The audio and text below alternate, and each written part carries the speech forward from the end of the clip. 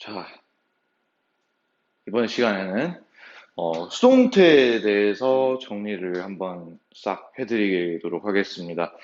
일단은 우리나라 문법에는 피동편으로 나와 있지만 많은 사람들이 이 수동태에 대해서 되게 어려워합니다. 그 이유가 뭐냐? 우리나라에는 이거 피동표현과 관련돼서 딱히 문법이 존재하지는 않습니다. 하지만 영어에서는 수동태라는 거에 대해서 태를 하나 더 추가하게 되면서 형태가 약간 바뀌어지죠. 그래서 이 표현들을 정확하게 알고 이 상황이나 이렇게 쓰였을 때 이게 수동태구나라는 걸 우리가 인지하는 것 자체가 굉장히 중요합니다. 그래서 일단 수동태가 무엇이냐? 자, 수동 표현에 대해서는 이제 말씀드린 적이 있어요. 어, 분사하면서 분사 설명하면서 과거 분사에서 과거 분사 자체가 수동의 의미를 가지고 있는데 그 수동 자체가 어떤 뜻을 가지고 있는지 우리말로 그래서 그거에 대해서 한번 설명을 드렸습니다. 그래서 수동의 의미가 좀 궁금하신 분들은 분사, 동명사 및 분사에 대한 강의를 보시고 이해를 하시면 좀 좋을 것 같습니다. 일단 수동태 같은 경우는 어떻게 형태가 이루어져 있느냐? 비동사 플러스 PP입니다. 근데 비동사 PP가 뭔데요? 라고 물어볼 수 있는 게 이 비동사 PP는 이 PP 자체가 동사의 과거 분사이기 때문에 원래 능동태 같은 경우 동사 하나로 표현할 수 있는 부분을 비동사 플러스 PP로 표현을 했다는 것입니다. 그래서 이렇게 보시면 되겠고요. 수동태 같은 경우는 해석을 어떻게 되냐? 뭐뭐 되다, 뭐뭐 되어지다, 뭐뭐 받다, 뭐뭐 치다. 뭐 이런 식으로 볼 수가 있겠네요. 뭐 이런 식으로 해석이 될 수 있는 게 수동태인데 그러면 수동태 같은 경우는 어떤 상황에서 쓰이냐라고 보면은 일단 문법적으로 설명을 드리자면 수동태 같은 경우는 무조건 원래 능동태의 문장이 있습니다. 능동태 문장이 있는데 능동태 문장에서도 3에서 5형식 사이에서만 쓸 수 있다는 겁니다. 왜냐하면 어떤 수동적으로 봤을 때 행동을 받는 어떤 대상이 있어야 돼요. 알겠죠? 근데 자동사 같은 경우는 1, 2형식에 쓰이는 자동사 같은 경우는 스스로 움직이는 아이들입니다. 스스로 뭔가 목적이 없이 스스로 다른 것도 움직이지 않고 스스로 행동을 한다는 점이 이제 자동사의 의미인데 타동사 같은 경우는 어떤 무언가를 움직이게 만듭니다. 어떤 무언가를 움직이고 어떤 무언가를 소유하고 있는 상황이라던가 알겠죠? 그래서 다른 어떤 무언가에 영향을 끼치게 되는 것이 타동사이기 때문에 그래서 능동태 3에서 5형식의 어떤 문장만 수동태를 가질 수 있다라는 걸 알고 계시면 되겠습니다. 일단 첫 번째로 볼 건 3형식입니다. 3형식 같은 경우는 주어, 타동사, 목적어로 이루어진 문장이죠. 이거 말고도 기타적으로 기타 등등 되게 많은 뒤에 뭐 붙을 수 있는 것도 되게 많을 텐데 그럼 얘 같은 경우는 어떻게 수동태가 표현이 되느냐를 보시게 되면 일단은 당연히 행동을 받는 애가 주어 자리로 와야 된다는 거죠. 왜요? 해석이 뭐뭐 되다 되어지다 받다 지다입니다. 그러면 이제 그 동사에 대해서 행동을 받는 아이가 주어 자리로 와야 된다는 겁니다. 그럼 얘가 이제 주어 자리로 오게 되죠. 그럼 새로운 주어가 됩니다. 알겠죠? 그럼 이제 타동사 같은 경우가 어떤 형태로 온다고요? 비동사 플러스 PP로 온다는 겁니다. 알겠죠? 그럼 주어는 어떻게 오느냐? 봐봐요. 해석을 했을 때 봐봐. 나는 목적어를 타동사다. 그럼 여기 써드릴게요. 주어는 목적어를 타동사 하다. 라고 해석을 한다고 하면은 이제 얘 같은 경우를 이제 한글말 해석으로 봤을 때 어떻게 이제 바뀌느냐? 목적어는 주어에 의해 타동사 된다. 뭐 이런 식으로 바뀔 수가 있다는 거죠. 이해되십니까? 그러면 뭐뭐에 의해 라는 이제 의미를 가진 전치사가 오게 됩니다. 전치사 뭡니까? 당연히 뭐에 의하면은 by가 오겠죠. 하고 주어가 그대로 옵니다. 그러니까 이런 식으로 여기선 얘를 하얀색으로 써드릴게요. 그래 구분할 수 있겠죠? 이렇게 됩니다. 그러면 이제 목적은 주어에 의해 타동사 된다라고 해석이 될 수 있어요. 이해되십니까? 그래서 이 주어 같은 경우는 어떻게 되겠어요? 당연히 얘가 문장 내에서 구조 분석을 하게 되면 주어가 되고요. 얘가 분사에도 내가 설명했다시피 이 비동사 플러스 PP는 합쳐서 동사의 의미를 가지게 됩니다. 동사처럼 하나의 동사처럼 해석을 하면 된다고 했고요. 얘 같은 경우는 전치사 플러스 명사이기 때문에 부사구일 겁니다. 얘가 굳이 없어도 상관이 없다는 거죠. 그래서 이 지금 문법적으로 봤을 땐 주어, 동사만 있기 때문에 자, 얘 같은 경우는 결국 1형식이 된다. 라고 볼 수 있겠네요. 그러면 사명식 같은 경우는 수동태가 되면은 1형식이 된다라고 기억을 해주시면 되겠습니다. 그래서 우리가 실제로 문장에서 영어 문장에서 보게 되면 우리가 사명식 1형식이 된 수동태 케이스는 굉장히 잘 봅니다. 왜? 간단하잖아요. 다른 게 더 붙지 않아요. 하지만 이런 경우를 보도록 하겠습니다. 음,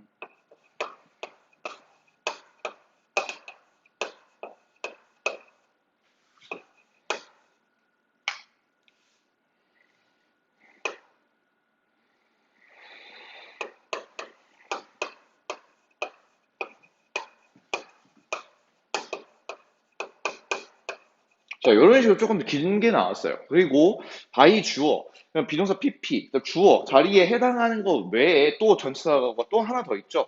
얘가 더 있습니다. 이런 식으로 뭔가 하나씩, 두 개씩, 세 개씩 추가되기 시작하면 여러분들이 잘 구별하기 힘들어합니다. 딱 봤을 때 이제 보통 보시는 게 이렇게 보죠.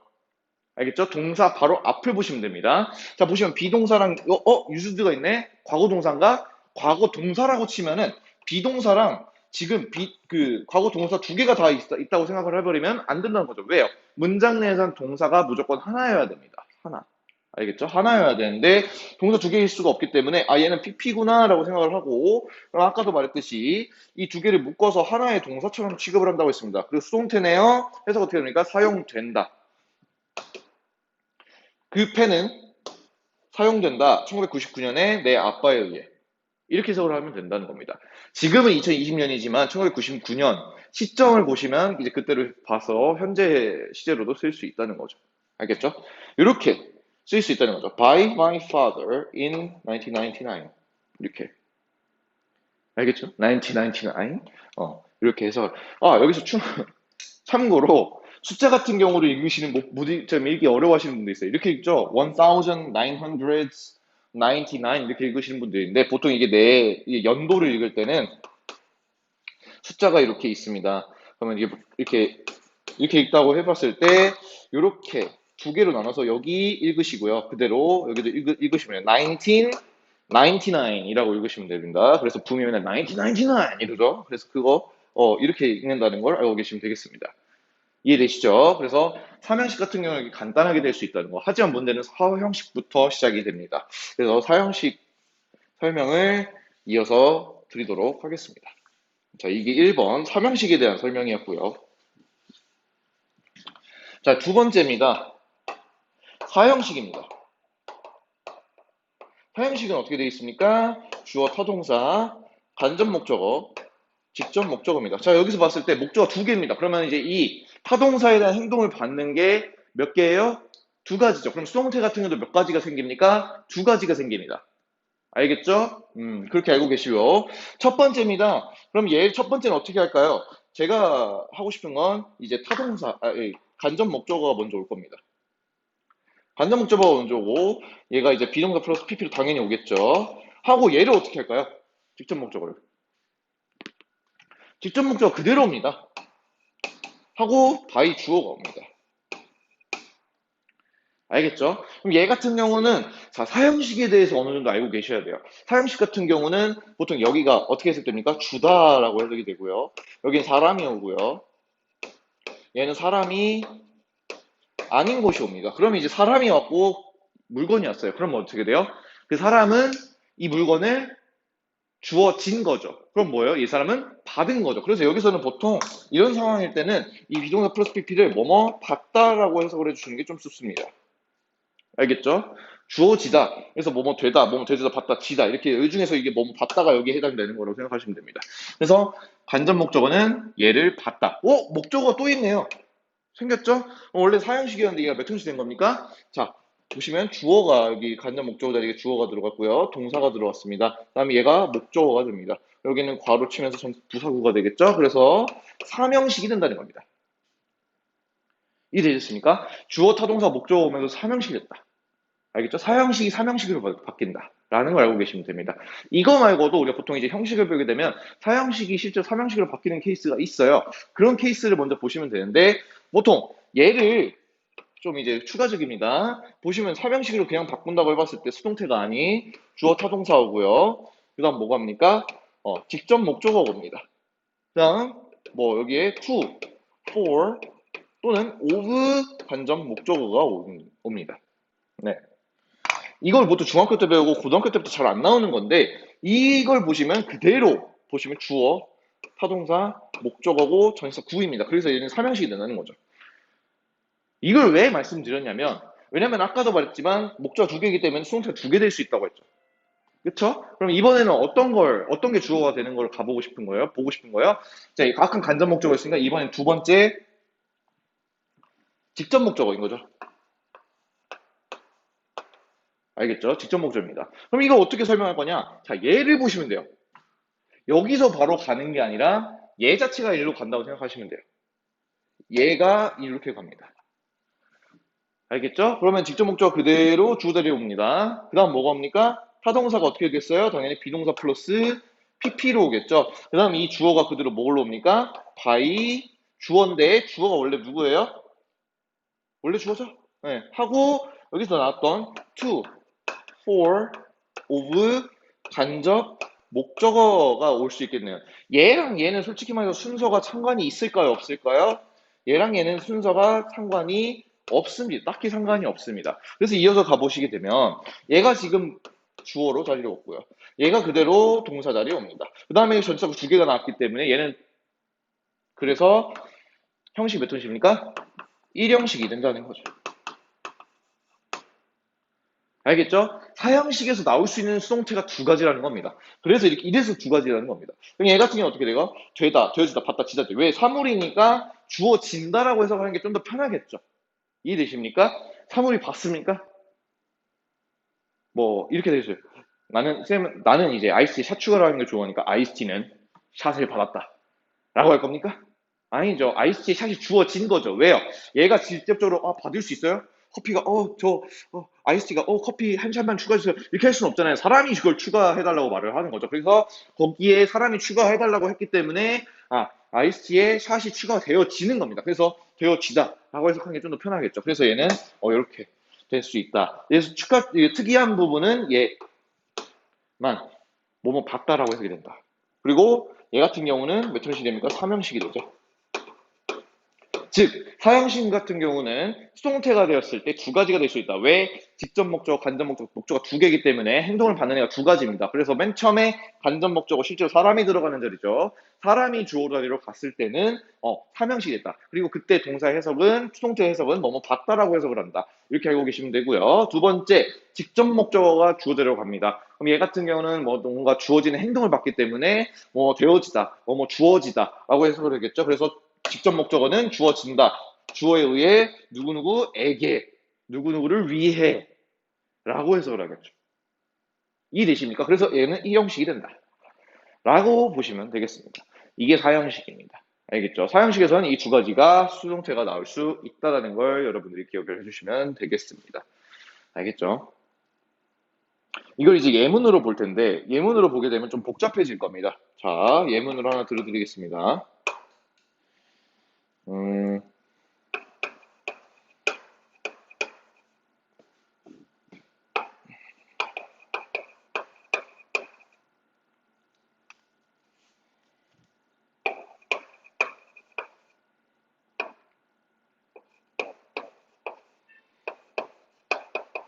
자, 이렇게 있습니다. My mom offered me the cake. 내 엄마는 나에게 그 케이크를 제공해 주었다. 사형식입니다. 알겠죠? 그럼 첫 번째, 일단은 me가 가보도록 하겠습니다. 자, me가 주어 자리에 가기 때문에 뭘 봐야 되죠? me가 주어 자리에 주격으로 갑니다. 목적격이기 때문에 주어는 뭡니까? I고 하겠죠. 그 다음에 offered니까 뭐예요? 이게 과거 시제죠? 자, 시제 중요시해야 됩니다. was offered. 비동사 PP입니다. 나는 제공받았다. 제공받았다라고 했습니다. 제공받았습니까? 뭘 제공받았습니까? 케이크를 제공받았죠. 누구에 의해서 받았습니까? 내 어머니에 의해서 제공을 받은 겁니다. 얘가 이제 첫 번째 삼형식 케이스죠. 네, 이렇게 보시면 됩니다. 이해되십니까? 미가 주어로 갔고요. 얘는 이제 과거 시제이기 때문에 과거 시제. 비동사에다 과거 시제를 주고요. 그 다음에 PP가 그대로입니다. 그 다음에 the cake 직접 목적어가 직제로 오고요. 그 다음에 my mom 주어가 my 주어로 왔습니다. 이해되십니까? 네, 그 다음 가보겠습니다. 두 번째입니다. 그럼 뭐 당연히 두 번째는 뭐가 되겠어요? 주어가 the cake가 되겠죠. 그대로 비동사 플러스 PP는 그대로 올 겁니다. 그쵸? 그 다음 뭐고 누구에 의해서 된 겁니까? 엄마에 의해서 my mom my는 뺄게요. my mom입니다. 누구에게? to me. 뭐예요? 네, 그 케이크는 제공되어졌다. 누구에 의해서? 엄마에 의해서. 누구에게? 나에게. 그래서 이렇게 돼서 형식이 어떻게 됩니까? 이렇게 준사 구가 두 개 나오기 때문에 얘는 이제 이 형식이 된다는 거예요. 이해되십니까? 자, 이런 식으로 예문까지 보고 여러분들이 실제로 이 연습을 많이 해주시는 게 되게 중요해요. 그리고 영어 지문에서 봤을 때 다른 문법상과 마찬가지입니다. 여러분들이 직접 비동사 플러스 PP를 보신 다음에 얘가 삼형식에서 된 건지 사형식에서 된 건지를 파악하시는 게 여러분들의 몫입니다. 알겠죠? 제일 중요한 건 뭐예요? 사형식이 수동태가 되면 삼형식도 될 수 있고 일형식도 될 수 있다. 왜 일형식이 될 수 있냐? 사형식이 이렇게 삼형식으로 바뀔 수 있기 때문이다. 이 삼형식을 바뀌고 나서 수동태가 되면은 이렇게 직접 목적어가 주어 자리가 오는 케이스가 있다라는 걸 여러분들이 확인하실 수 있습니다. 그래서 이렇게 보시는 게 사형식입니다. 자, 그 다음 오형식으로 넘어가도록 하겠습니다.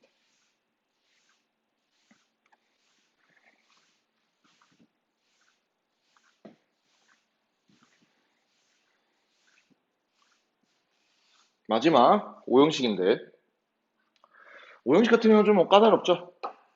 이제 문법상으로만 보시면 이렇게 보겠네요. 일단은 오형식 같은 경우는 타동사, 목적어, 목적격 보어입니다. 그럼 얘 같은 경우는 어떻게 올까요? 당연히 목적어가 당연히 주어로 오겠죠. 얘는 하나 가지밖에 없겠죠. 자, O가 S자리로 옵니다. 타동사가 당연히 뭐겠습니까? 비동사 PP 이렇게 나오겠죠. 그럼 얘는 어떻게 올까요? 얘가 되게 중요한 건데. 자, 얘가 봐봐요. O가 S로 바뀌었기 때문에 OC는 뭘로 바뀝니까? SC로 바뀐다라고 생각하시면 됩니다. O가 S니까 OC에 있는 O도 S로 바뀌죠. SC로 바뀝니다. 그 다음 주어는 어떻게 올까요? 당연히 얘는 by 주어로 오겠죠. 이해되십니까? 네. 그래서 얘는 몇 형식이에요? 딱 봐도 주어 다음에 뭐가 있죠?